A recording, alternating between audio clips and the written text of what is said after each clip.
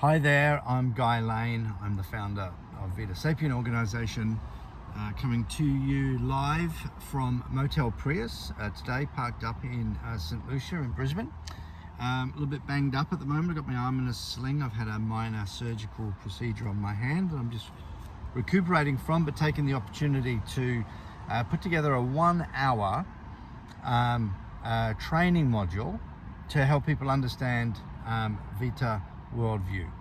Okay, so the way that I'm going to do this is I'm going to do some little pieces to camera like this one, but there's also going to be some videos that I've harvested from around the world, so YouTube videos which I've got in the presentation, but also we're going to have some AI avatars do some of the speaking as well, because you just get a really nice clean product. You don't have all the background noise and difficulty getting the light right and all the rest of it that you get with these live videos. Okay, so we're going to have a 1 hour training module on Vita Worldview, and let's get going. Okay, so the first video is an AI, and my AI will provide an overview of Vita Worldview, including the consideration of belief as the central sort of concept, and also finishing up with a brief statement on the benefits to the individual, that's you, my friend, of adopting Vita Worldview. So play the video. Vita Sapien organization approaches the climate and ecological crisis through the lens of belief. In this instance, belief refers to an individual's life philosophy, religion, spirituality, and worldview. Beliefs are hugely important as they shape our behavior and become tangible through our actions and inactions. Through behavior, our beliefs manifest into the physical world. Today, the beliefs held by over 8 billion human beings are resulting in behaviors that undermine the biophysical systems upon which life on Earth depends. Specifically, we have exceeded 6 of the 9 planetary boundaries that provide a safe operating space for humanity. If we continue to hold such beliefs, these behaviors will continue to undermine the Earth system, and our living planet will become uninhabitable for humans and most life on Earth. Vita Sapien's approach is to advance a suite of beliefs to foster the behaviors that offer the best chance of surviving the 21st century and thriving beyond. The name for this suite of beliefs is Vita Worldview. In Vita Worldview, there are no gods. Instead, a curated synthesis of ancient philosophies, indigenous cosmology, environmental science, and new ideas that ensure the worldview is always contemporary. Within Vita Worldview are 3 interlinked subsets called Lifewise Philosophy, Verdant Spirituality, and Vita Religion. Vita Worldview also advances 10 practices that help give effect to the belief. The widespread adoption of Vita Worldview could change the trajectory of human civilization away from the abyss and towards the Verdant Age, the potential future time when humans and the biosphere thrive in synergy deep into the long future. For the individual, there are key benefits in adopting Vita Worldview. By adopting Vita Worldview, you will experience personal growth and be empowered in your life. This will occur as you learn to see patterns in the growing chaos, become grounded by reality, and alerted to the dangers that lie ahead. Okay, so I think that's a pretty good overview of Vita Worldview. So just to reiterate a couple of key points. So firstly, at the heart of the work that we're doing is the idea that our beliefs are major drivers of our behavior, and that one of the ways to shift behavior, which is ultimately what we need to do, is to change beliefs. Now, the phraseology that we use actually is to do with augmenting beliefs. We can get to that later on. So fundamentally, the idea is that we individually hold beliefs about the world, that they shape our behavior and our views and our behavior, but we don't necessarily know what our beliefs are, because it's like an invisible lens through which we see the world. So in addressing, in framing a new suite of beliefs that we can adopt that could then sit alongside the existing beliefs that we have, could potentially turn unsustainable beliefs into sustainable beliefs, and sustainable beliefs will beget sustainable behavior. So that body of work is called Vita Worldview. Now within Vita Worldview there are three interlinked subsets. So we have Life-Wise Philosophy, we have Verdant Spirituality, and there is Vita Religion. Now these things are all sort of interconnected. There's no sort of clear distinction and delineation between them, but they are three broad themes nonetheless. So the other thing is, the question comes, what's in it for me as an individual of adopting Vita Worldview? And what's specified in the little video by the AI, one of these things is the idea of being able to personal growth, and also being able to protect yourself by seeing patterns in the chaos, the growing chaos. So the personal growth idea really is, Vita Sapien is named after life. Vita Sapien means life-wise. And the idea of life-wise, that word wise, is to help foster regular Western people to actually develop wisdom. And that's not something that is really talked about a lot. It's not something that people generally aspire to. And so basically it's an invitation for people to actually start developing a deeper understanding of the world through the sciences and through philosophy and so forth. And so there's a personal growth aspect to this. Secondly, the idea of seeing the patterns in the chaos. Now, if you were to scan the normal feeds of social media and the mainstream news, then there's all of this big blur of information coming out about climate change, and some say it's a hoax and some say it's going to take us down. And so what we're offering through this worldview is to help connect people into a deeper understanding of the environmental sciences, which will allow you to see what's actually going on through that chaotic blur or that background noise that's out there, and much of which is actually funded by powerful interests that don't want action on climate change. Okay, so the other parts of this as well is it will help you connect to nature, because fundamentally at the heart of Vita Worldview is Verdant Spirituality, which is a spiritual connection to the living planet. So through this worldview you can find a deeper connection with nature, which is fundamentally is a deeper connection with reality, which is what we're getting to here. All right, so one of the things that's referred to in that little video by the avatar was the planetary boundaries. So let's go into planetary boundaries for a few minutes. So very quickly, back in 2009, international scientists identified 9 big Earth systems which are important to maintain intact if we are to have conditions suitable for the well-being of the humans on the planet, what they call a safe operating space for humanity. Let's spend a couple of minutes on a video looking at the planetary boundaries, because the big news is fortunately that we've got a good scientific understanding of these systems. The bad news being that we've actually broken through the safe boundaries on 6 of these major Earth systems. So let's take a few minutes, let's go down and delve into some planetary boundary science, and I'll see you on the other side.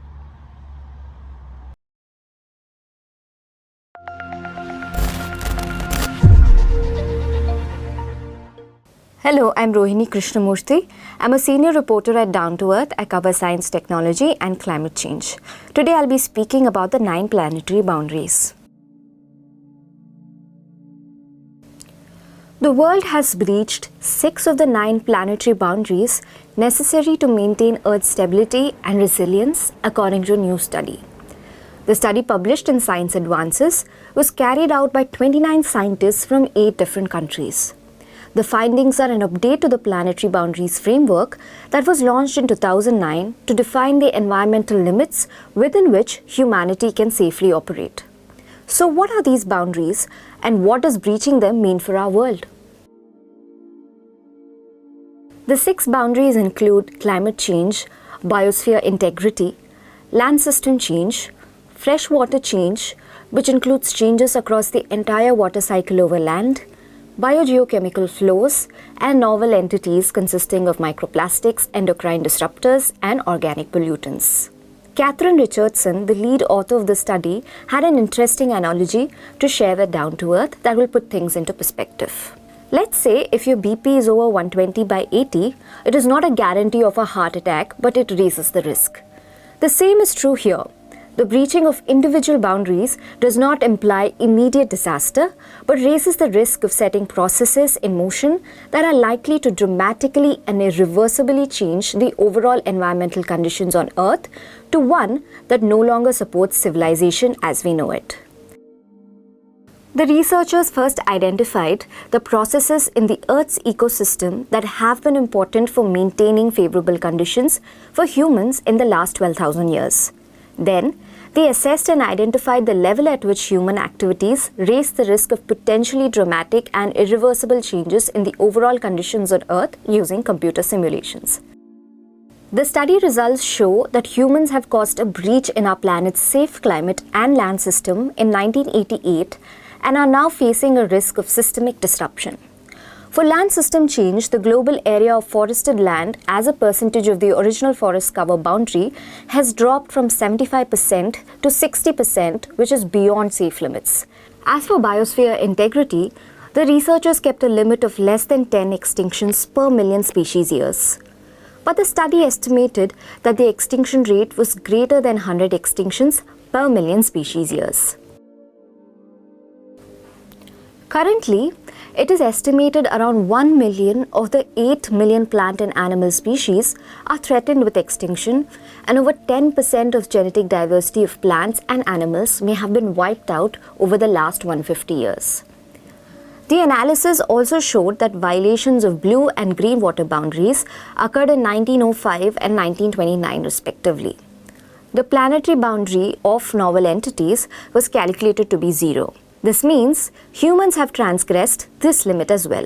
Stratospheric ozone depletion, aerosol loading, and ocean acidification were found to be within the planetary boundary. The study suggests that the world needs to negotiate and respect the limits to the amount of waste that is dumped into the environment. The study further points to a strong circular economy as a viable solution moving forward. Okay, so a little recap as we move through. So the principle is that we've got 8,000 million human beings on planet Earth whose behavior is dictated in part by their beliefs, that these beliefs are not necessarily clearly understood or enunciated by the individuals, but they are nonetheless dictating their behavior. That behavior collectively of 8,000 million peoples has damaged 6 of the 9 key biophysical systems that are necessary to keep human beings alive on this planet. So the principle of Vita Worldview is simply that we put forward sustainable beliefs that augment the unsustainable beliefs so that collectively the beliefs become more sustainable, that we will then hopefully foster the behaviors that helps to reverse the damage that's been done to the planetary boundaries. One of the key ideas moving forward from there is that spirituality is an important motivator of behaviors. It's like the most powerful of the beliefs. So when you look into spirituality, if you sort of look into it from an academic perspective, there are 3 broad framings around medicine, around psychology, and around religion. And across that spectrum, there doesn't really seem to be any clearly defined definition of what spirituality is. So it can be a bit of a murky subject, a difficult subject to understand. And if you can't understand it, it's difficult to have a rational conversation about it and how we can use spirituality to advance a sustainable future. So the work through Vita Sapien has been to basically establish what we refer to as a new spiritual framework, which is a way of understanding spirituality that helps to create the space for a conversation about spirituality. So let's have an avatar introduce the new spiritual framework. Spirituality is not easily defined, and the academic literature shows 3 dominant themes being religious, medical, and psychological. The absence of a common definition shouldn't prevent us from having meaningful conversations about how spirituality can help to foster a sustainable civilization. Vita Sapien organization has developed the new spiritual framework to make it easy to talk about spirituality. The framework views spirituality as an umbrella concept that shelters many themes. 6 core themes are identified, and these are headlined with the titles: The Bigger Thing, The Golden Rule, Life's Big Questions, Journey Within, Transcendence, Higher Values. Using this framework, it is possible for people to have conversations about the subject of spirituality, and how it might help to advance the Verdant Age. Okay, so that's an introduction to the new spiritual framework. You can take a look at that. And what you'll find in that framework is it's basically broken. It identifies or considers spirituality as an umbrella concept that shelters many themes. And there are 6 core themes and sub-themes that have been taken out or drawn out by Vita as a way of helping people get their head around spirituality, thereby giving them a means by which they can have a rational conversation about the subject of spirituality. The new spiritual framework is not meant to put spirituality in a box. It's not meant to cover off the full expression of spirituality in human beings. It is simply a frame of reference that allows us to talk about the subject. The reason we want to talk about spirituality is because it's seen as a powerful tool to motivate pro-environmental behavioral change.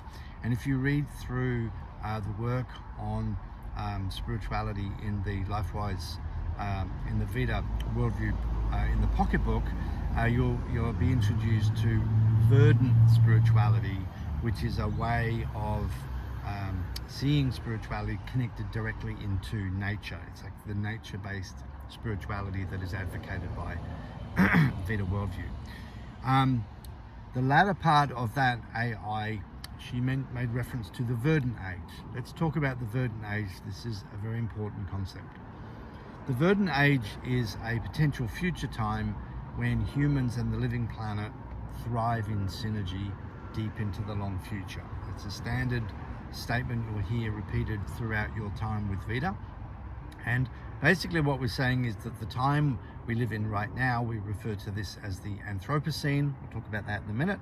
The Anthropocene is a period in which humans are the main drivers of change in the climate and environment, and it is a time where humans are basically wreaking havoc, as witnessed through the 6 planetary boundaries that have been broken. But there is a potential future time when humans and the living planet actually operate in synergy.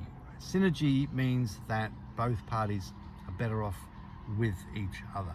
Let us consider for a moment the Verdant Age. A central mission of Vita Worldview is to advance the Verdant Age.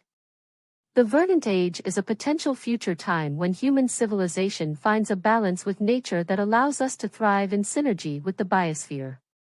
The Verdant Age has a number of analogues including Gaia 2.0, the Ecozoic era, ecological civilization, and Class 5 planets, which are those with agency-dominated biospheres as described by astrophysicist Adam Frank. To enter the Verdant Age, it is necessary for humanity to get its affairs in order, which means to euthanize the fossil fuel industry, draw down 1 trillion tons of carbon from the atmosphere, rewild 1/3 of the planet, and clean up the mess left behind by 250 years of industrial civilization. Efforts to advance the Verdant Age are referred to as earthwork and is the raison d'etre of human existence. Okay, so the Verdant Age, potential future time when humans and the biosphere thrive in synergy, as described by the AR as the raison d'etre of human civilization. It's like, think about this. What we're trying to do with Vita Worldview is we're trying to create a new worldview, a cosmology is another term to use, that sort of helps to answer the big questions. Where did we come from? What is the origins of the universe? What is the origins of the human race? And what happens in the end of all of this? Where does it end up, right? Now, there are many different cosmologies. Religions have cosmologies. There's different philosophies that have got cosmologies. This is Vita Worldview's cosmology.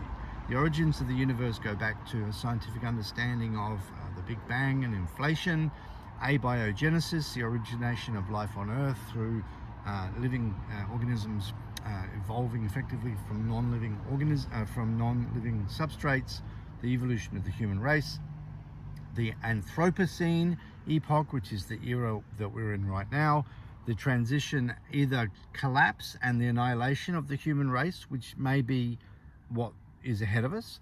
Alternatively, the transition out of the Anthropocene and into the Verdant Age. There's a reference there to the long future. So let's speak about the long future for a moment.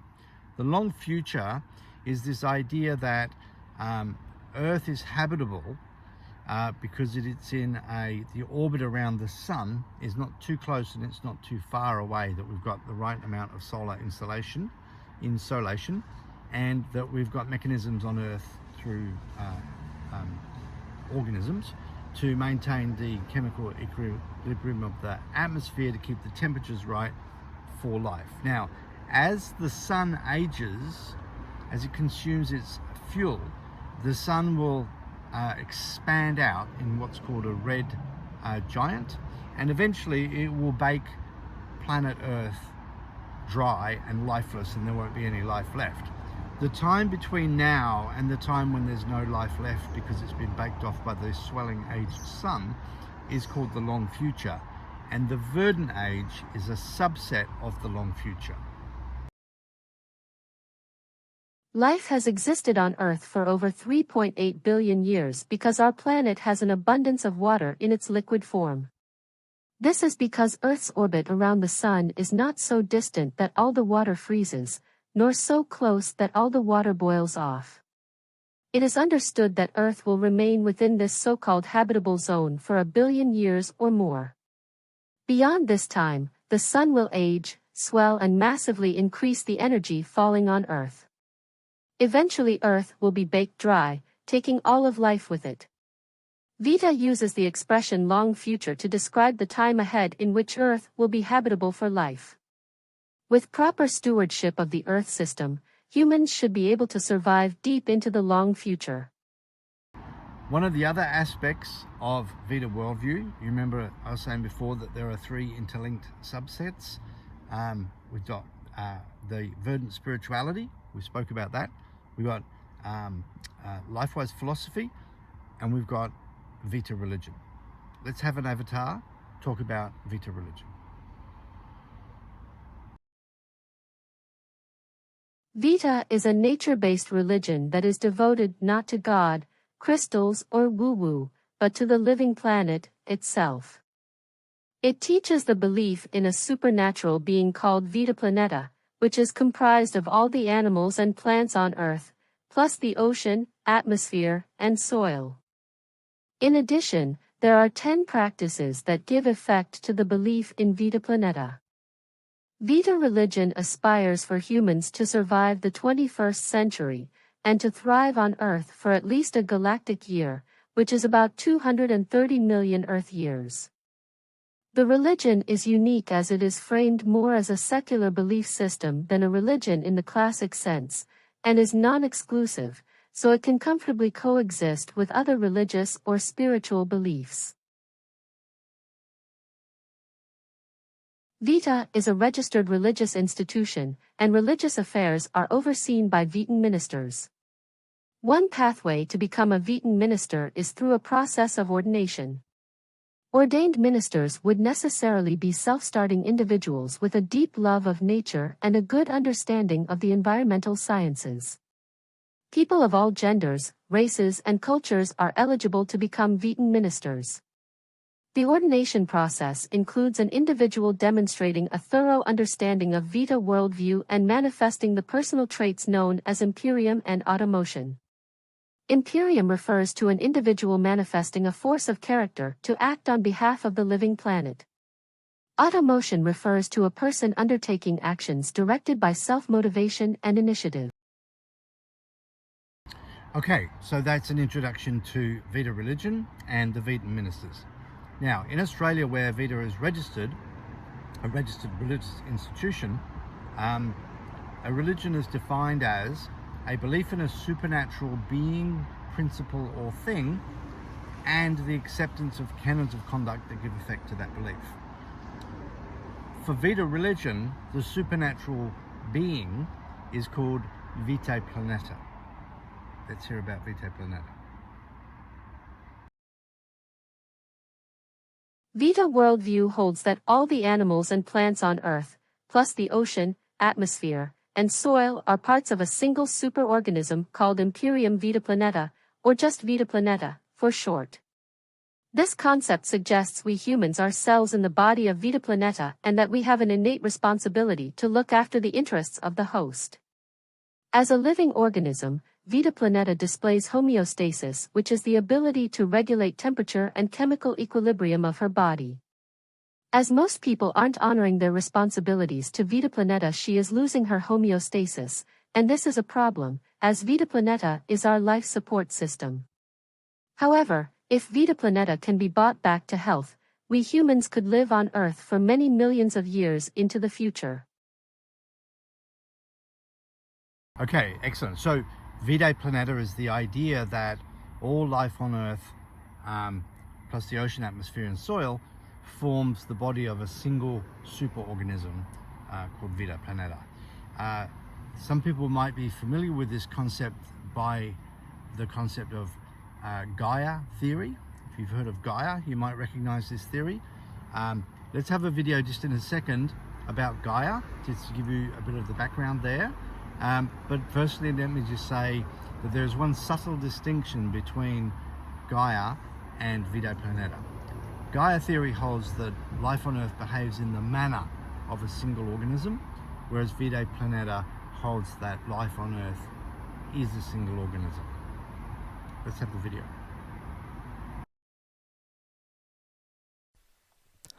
Let's talk about a difficult concept, the Gaia hypothesis, or some people would prefer that it's called a theory now at this point. James Lovelock was working for NASA and coming up with a method to see if there was life on other planets by looking at them through a telescope instead of traveling there, much more cost effective, and using the light coming from the planet to then estimate what the atmosphere was made of. So in his moment of insight, he realized that he could use what it would look like to look at the Earth from space as a model for what light frequencies might be reflected off of an atmosphere of a planet that had an atmosphere capable of sustaining life. What he realized then was that the gases in the atmosphere that reflect the light come from living things. That living things aren't just in the atmosphere, but that they help maintain the levels of gases in the atmosphere, so they're helping to maintain the Earth as well. So he had this idea of the Gaia hypothesis, that the Earth behaves like a living thing, in that it maintains its own homeostasis, mostly keeping its temperature constant or relatively constant. He wasn't saying it was a living organism, as it isn't self-replicating, but it exhibits the same characteristics of maintaining itself and its own temperature like living things do. And he proposed that the living things and the physical Earth are in collaboration with each other. Okay, that's your introduction to Gaia Theory. So this is a really important point that I want to make about this work. A couple of key points that I just want to park up on for a minute. So firstly, Vita Worldview is a big understanding of where we came from and where we're going. Within Vita Worldview, there is Life-Wise Philosophy, Verdant Spirituality, and Vita Religion. It's the subsets, all right? All the way through this work, a key part of it is to do with belief, and whether that be a belief in a supernatural as per Vita Religion, or spiritual beliefs as per Verdant Spirituality. But here's the really important point, and I think a really big distinction between Vita Worldview and a lot of the other worldviews out there, particularly religious worldviews, is that when you point to a belief in something that you can't prove, like the supernatural, right? Supernaturals can be batshit crazy, or they can be grounded in reality. All right?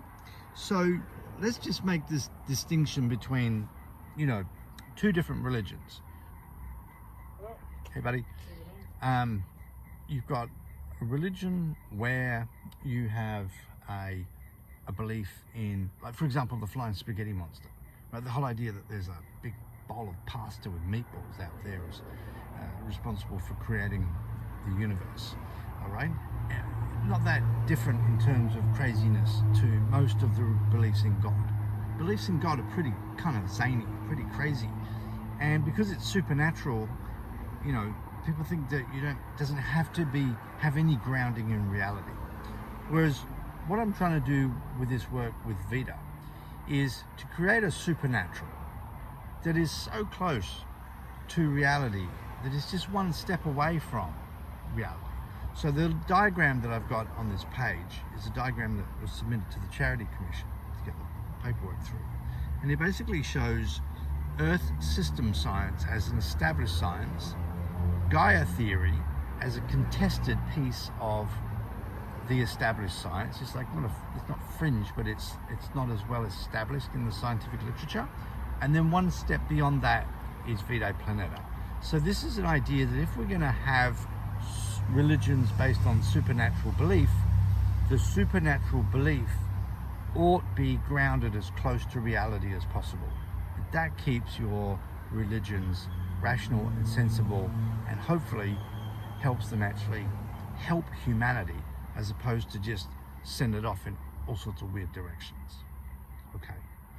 Second part of Vita Religion, apart from Vitae-planeta, is the practices. Let's have my AI talk about the practices. Besides a belief in the supernatural being Vita-planeta, the canons of conduct are the other structural part of Vita Religion. Vita calls these practices. There are 10 practices, each of which give effect to the belief in Vita-planeta. These are titled: I Biosphere, Live with Earthity, Practice of Vitamicin, Grow Something, Go Wild, Celebrate the Full Moon, Reinvent New Year, Cosmos and Lava, Know Your White Horse, Return to the Flux. The practices cross a spectrum of activities from the hands-on practical to the transcendent. It is not necessary to participate in all the practices to be a Vitan. If enough people believe and practice Vita Religion, it is possible to change the trajectory of human civilization toward a time when humans and the biosphere thrive in synergy. Okay, that's the practices. There's 10 practices. I'm not going to go into them here. They're on the website. You can read them. The point about the practices that each of them are seek to give effect to the belief in Vitae-planeta. And ultimately, whether you're approaching this through Vita Religion, or if you don't like the idea of religion, that's fine as well. But the practices are nonetheless good guidelines of behavior, that because ultimately its behavioral change is what Vita Worldview is seeking to inspire. Because it's behavior, which is where because through behavior is where you actually get the physical manifestation of the beliefs and the environmental footprint. Okay, so if you don't like the idea of Vita Religion, that's fine. You don't have to participate, and the practices are there as a reference for right behavior. All right. A couple of other key points that I want to address so we can keep this video short and yet full is this concept of ecophony. All right. Now, ecophony is a hybrid word between the words ecological and epiphany, and it basically relates to the idea that people can have a spiritual, emotional, or intellectual awakening to nature. That's called ecophony. Let's have an AI talk about ecophony. The word ecophony is formed from the words ecological and epiphany, and is a core concept for Vita Worldview. Ecophany refers to a spiritual, emotional, or intellectual awakening to nature, and particularly the plight of the biosphere, in an individual. Ecophany is a one-way street, as once you feel yourself to be part of the biosphere, you can't unfeel it. Cacophony can be emotionally distressing for some, but the personal growth that follows makes it wholly worthwhile. Cacophony fosters pro-environmental behavioral change as it creates moral concern for nature and helps create identity fusion with the living planet. The mission of Vita Worldview is to foster cacophony in hundreds of millions of people around the world, rapidly. This is known as fostering rapid, mass cacophony. So, cacophony, ecological epiphany. If you talk to environmentalists, quite often they will actually mention a particular moment in time when they shifted their beliefs around their right relationship between them and the living planet. A friend of mine speaks of this. She was reading about climate change, and one day in her readings of climate change she said she felt climate change. I'm not saying she felt the climate change, I'm saying that she developed an emotional, spiritual awakening to what all of those words that she's reading actually meant for the planet and for the people. Me personally, I've had a number of instances in my life that I would regard as a cacophony. There was an instance where I watched a bulldozer push over a big gum tree, and I remember feeling kind of somewhat changed after that event. There was an instant where I had a wild seabird sit on the deck of a boat that I was sailing. Again, there was like a whole bunch of little sort of cacophonies through my life, and this one particular one where I was standing on the bow of a ship off the coast of Taiwan watching the plastic bags drift past in maybe 1992, and thinking to myself that, wow, there is this fundamental flaw in the relationship between humans and the living planet. These are examples of a cacophony. Ultimately, what we are seeking to do with Vita is we're trying to tap into the spiritual part of this, right? So we've got the religion, we've got the philosophy, we've got the spirituality, we've got all these words, we've got all these ideas, lots of different stuff. But at the end of the day, the spiritual aspect to this work is extremely important, because it is, in our view, spirituality that motivates the greatest and most passionate of behaviors and behavioral changes. And so approaching spirituality change, or more accurately spirituality augmentation, remember, we're not trying to have people stop feeling or believing what they previously believed, but to augment their existing beliefs with that nice hardcore sustainable Vitan beliefs. Okay, so we're aiming for spirituality augmentation. The way to do that is to foster cacophony, is to create conditions where you invite people into a program or a location and have a conversation, or have them experience some event, whether it be a full moon rise, or whether it's something to do with the forest or some other means, to actually foster them to have a spiritual awakening to nature. The spiritual awakening to nature fosters moral concern for nature, and moral concern for nature ultimately is the pathway to behavior that actually protects nature. Okay, so fostering a cacophony. You can stumble into a cacophony on your own, all right? Or conceivably you can have a Vita Sapien program where people are actually invited in and they undergo a cacophony through the process, through the program. That's what we got planned when we got resources. Now, if we're going to use a cacophony as a tool for behavioral change, pro-environmental behavioral change, then we're going to need to do a lot of it. And so that's called fostering mass cacophony. Mass as in millions, tens of millions, hundreds of millions of people undergoing a spiritual awakening to nature. And if we're going to do this before the whole system shuts down around us, because we're on the edge of these climate tipping points, might already be on the other side of them, then we're going to have to do this quickly. So fostering rapid mass cacophony, that's the mission. That's the game plan, okay? Vita Worldview is the worldview that will be offered to people who have had fostered a co-family. All right, okay. Now, a couple more key concepts, right? The concept called Latent Vitans. Let's have my avatar talk about Latent Vitans. A latent Vitan is someone who has the characteristics of a Vitan but who is yet to learn a Vita worldview. Specifically, a Vitan is someone who frames their understanding of the world through science, who has a spiritual bond with nature, and is in action to make things better. Latent Vitans are people who will adopt Vita worldview as their primary philosophical view once it is put before them in a compelling manner. There are around 53 million latent Vitans in the Western world alone, representing about 8% of Western adults. Enrolling the latent Vitans is a communications challenge, and everyone can help by sharing Vita worldview to friends, family, and associates.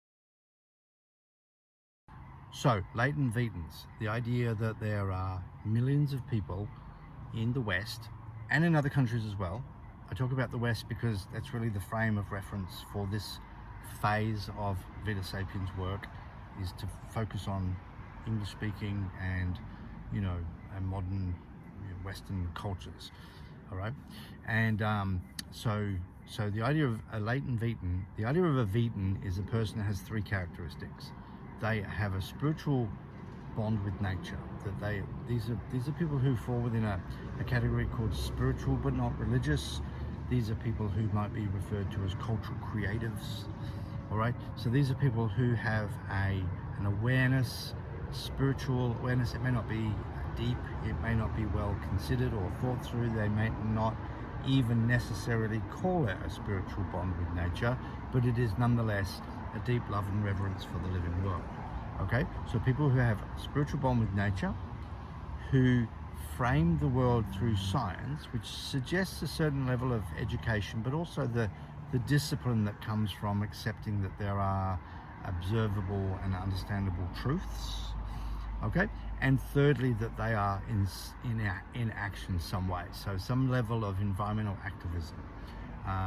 Not necessarily environmental activism, but just generally speaking, being somebody who cares enough that they spend some of their time helping to make things better. That's the concept of a Vitan. The idea of the Vitan is that threefold: spiritual bond with nature, framing the world through science, and in action.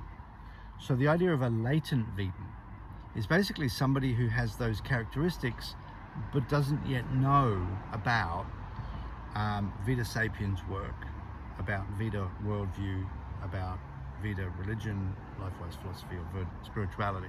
And so really what all this work has been about is to identify that there are people out there that have these characteristics, but there is this aspect of those people, if they're cat-like, right? They're free thinkers. They out there doing their own thing. And I think this is not wanting to curtail that freedom of thought, right? But wanting to help give them a common worldview and a common frame of reference about what lies ahead, of what the possibilities are. That's really what this work is about. So the idea of a latent Vitan is somebody who has those Vitan characteristics, but just doesn't know about Vita Sapien organization's work. All right. So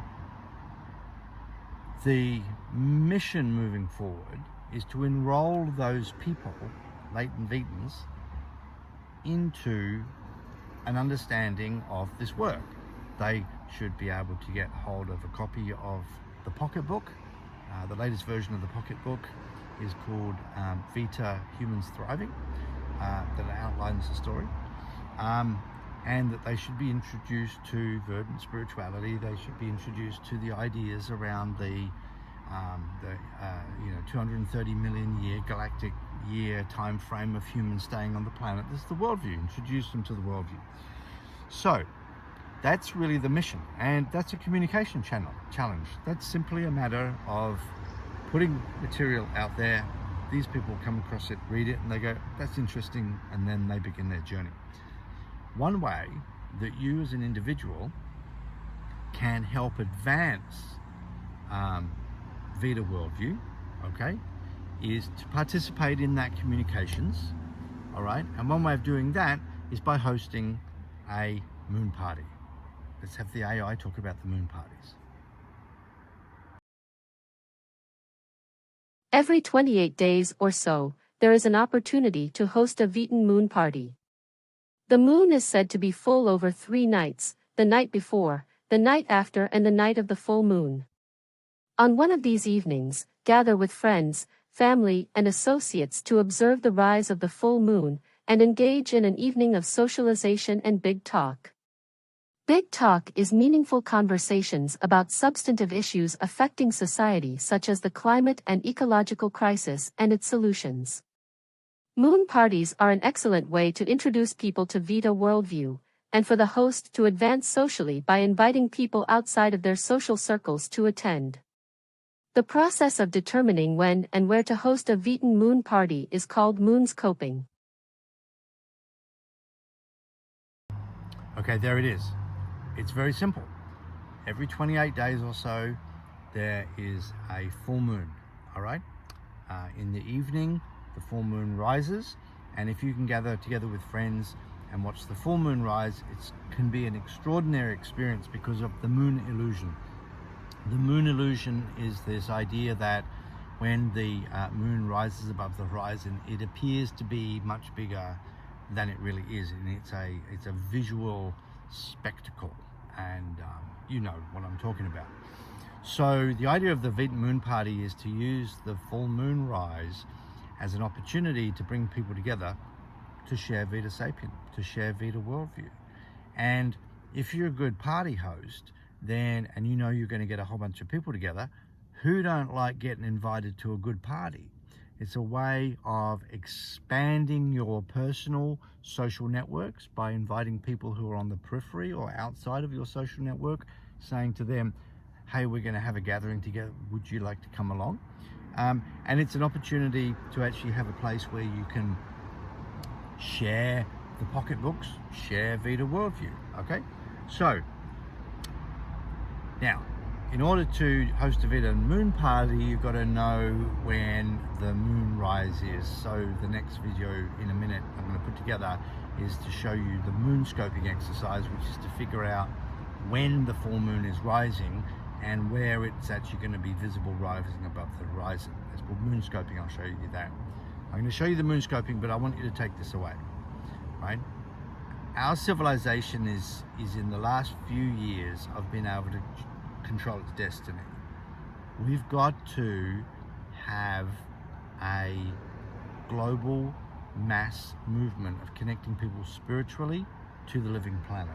Now you could say, well, it doesn't have to be spiritual, it could be intellectual. Sure, have that argument. Our position is that unless we get people spiritually involved in caring for the planet, it's not going to draw out the passion that's necessary to do the audacious things that we need to do to fix this mess. Fixing this mess means overthrowing the fossil fuel industry, the most powerful institutions on the planet, the most powerful families, corporations and individuals, and all of their supplicants in the governments and the media and all the rest of it. We've got a big job on our hands to euthanize the fossil fuel industry, to move forward so that we can then start to transition away from fossil fuels into renewables, pull down 1 trillion tons of carbon, clean up the mess left behind by 250 years of industrial civilization, establish a socio-economic system on this planet which is fair and efficient, and instill nature spirituality in all cultures around the world. That's the mission. That's what we've got to do. That's what we need to do if we want to enter the Verdant Age. Okay? So we need a lot of people on board, and we need them passionate, and we need them doing whatever they can do, drawing from the deepest part of their souls, not their souls, their persona, right, to do this work. What a great way of starting that journey, by hosting a party. All right? Moonscoping exercise. Let's go. Right. Okay, so basically, so what you're going to do is you're going to go on to the Google, and whatever is the big city or town or location close to you, you're going to write that word in, and then you're going to write in full moon rise. Okay, so I'm in Brisbane right now. For the city, I'm going to write in Brisbane full moon rise, and write that in, and I'm going to Google that, and it's going to come up with a link, and there's basically, we're looking for a website that allows you to find the time and the date and the azimuth of the full moon rise. There's a whole bunch of different websites that will do this, but the one that I tend to use is this one called Time and Date. All right, so Brisbane full moon rise, click on that link, and that will take you to this page, and it'll look something like this. You want to check that you're in the right month. We're in June. You want to check that we're in Brisbane, June 2024. All right, and it's basically every day of the month is listed out on this page, and showing the moon phase. All right, so what we're looking for, it's all a bit complicated, but just stay with me for a moment. That what we're looking for here is the intersection between this column here, which is moon rise, because we're interested in the full moon rise. That's what this column is. This is the time the moon rises. And down here is showing, down the bottom there is showing the actual day of the full moon, which is, in this instance, is the 22nd of June, right? But because we're talking about Vita, we're talking about the day before and the day after the official full moon rise, okay? So in Vita, the moon is said to be full when it is more than 98% full, all right? And basically that's the day before and the day after the full moon and the night of the full moon itself. Now, if you were to hold a full moon party on the day before the full moon, that's perfectly fine. You can do that. The moon would be coming up, the full moon rise would actually come up during twilight when the sky is still quite bright. And so it's not as impactful a visual experience, the moon illusion, which is what we're looking for. If you were to host your full moon party on the day after the full moon, which I think is preferable, the moon comes up an hour later than if it were the day before, and which gives more time for people to finish work and come to the actual event. But also the moon is actually comes up in a darker sky, so you end up with a more visually impactful experience. All right, in this particular instance, June 2024, the full moon rise is on the 22nd. Now, the other consideration, which is important, is what actual day of the week that falls upon. Because what you really want, because this is an adult party, this is where adults are coming in an evening to have an evening of socialization and big talk, and you don't really want to do that on a Monday or a Tuesday. You want to do that on a Friday or a Saturday, because the day after Friday is Saturday, which is not a school day, and the day after Saturday is Sunday, which is not a school day.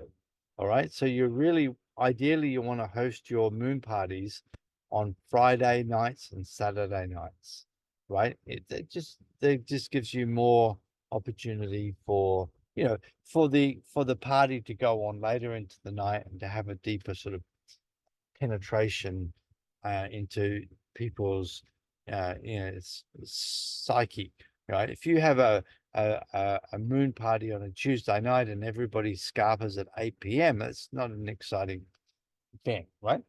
So the fact that the Vita full moons are seen to be over 3 days just increases the probability that one of those days falls on a Friday or a Saturday night. Okay. In this particular instance, the full moon is on the 22nd. So if I were planning this moon party, I would hold the moon party on the 22nd or the 21st. the difference between the 21st and the 22nd in this case is that the 21st is the day before, which means that the moon is coming up earlier. And I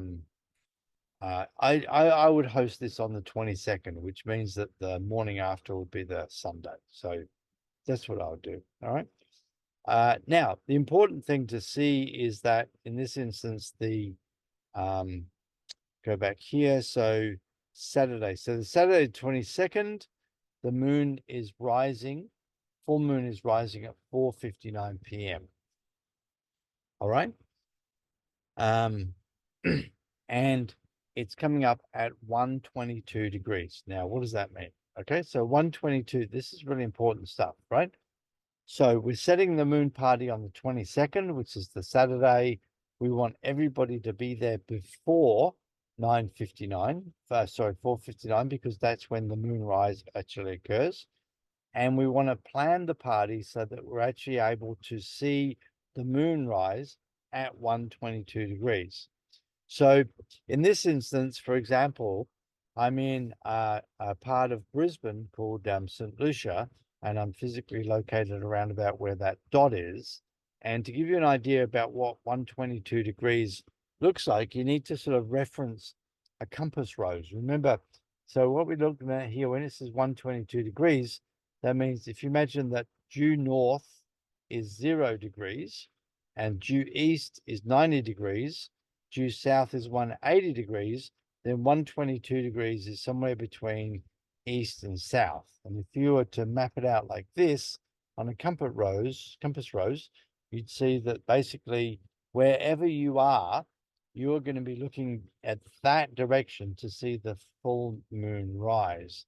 So if we were physically located in this property in St. Lucia right there, then it means that basically that the full moon is going to rise over this large urban area, which is not a problem in itself. But what it means is that when the moon actually rises above the ocean horizon, the actual horizon, it's going to take some minutes before it becomes visible to become visible above all of the buildings in that urban area. And the problem with that is that the longer that it takes for the moon to actually become visible, the less of the moon illusion effect you get. The moon illusion is the sensation that humans get when they see the moon rise close to the horizon, that it appears to be much larger than it actually is. Now, if you were to hypothetically move your moon party to the park across the river, then you would actually see the moon rise across the river, and you'd actually more likely to actually see the full moon closer to the horizon. You get a more impactful moon illusion event. This is an example. This photograph basically shows if you were to host your moon party in the middle of the city, you may not actually get to see the moon until it was way, way, way up in the sky in terms of its elevation, in which case the moon illusion would be completely gone and it's just like a little dot. So you won't actually get the peak experience, the natural peak experience of viewing the moon close to the horizon if you do your moon party in the city, unless, of course, you're actually got your moon party hosted at the top of the tower. If you're at the top of the tower, then you get to see the full event. This is another photograph that shows the moon rising over like a mountain range. Obviously, it looks really big there.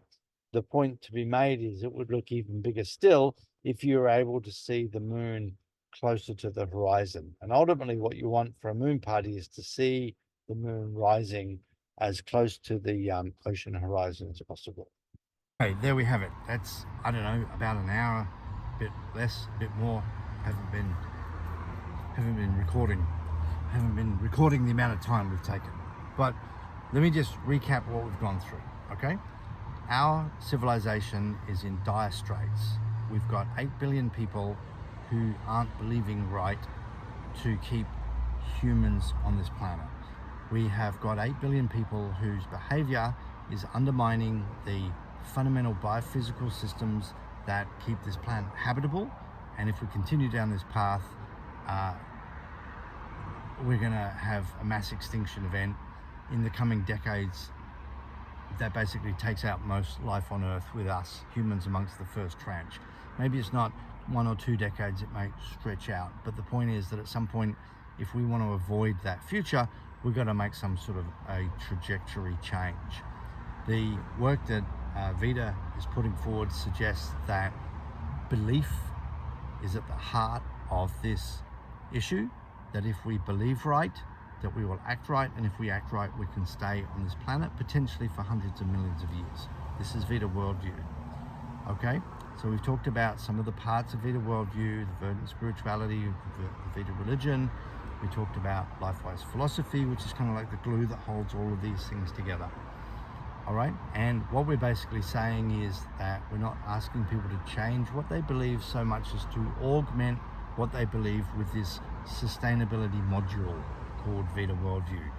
One of the ways of sort of seeing this, like if you used to buy a computer and you'd have like a problem with the software, the operating system would have a problem, so you upload the patch, right? And you upload the patch, it doesn't fundamentally change the software, it just adds that little piece in that makes it run smoothly. That's what Vita Worldview is about. It's like a block of information, it's a way of seeing the world, it's a way of seeing ourselves as a part of the world that makes our existing beliefs sustainable. And if enough people hold these views, so the theory goes, that will change behavior. The behavioral change will help us get our affairs in order, which is this idea that we need to euthanize the fossil fuel industry, draw down 1 trillion tons of carbon, rewild 1/3 of the planet, clean up the mess left behind by 250 years of industrial civilization, establish a socio-economic system on Earth which is fair and efficient, okay, and to instill nature, spirituality, and cultures around the world. Those 5 things, if we can do that, then we can play on this beautiful roundabout called planet Earth for maybe 250 million years, 230 million years, right? The galactic year. If you want to be involved in this, okay, you can be involved in it.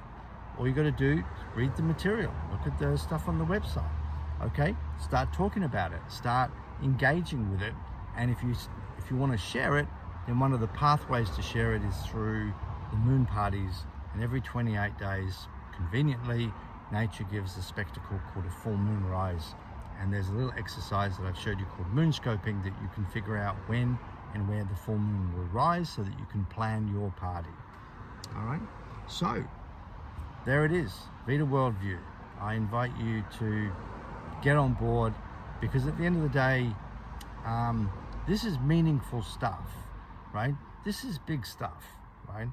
This is an opportunity for regular people to participate in changing the trajectory of human civilization away from the abyss and towards the Verdant Age, the future time when humans and the living planet thrive in synergy deep into the long future. Thank you.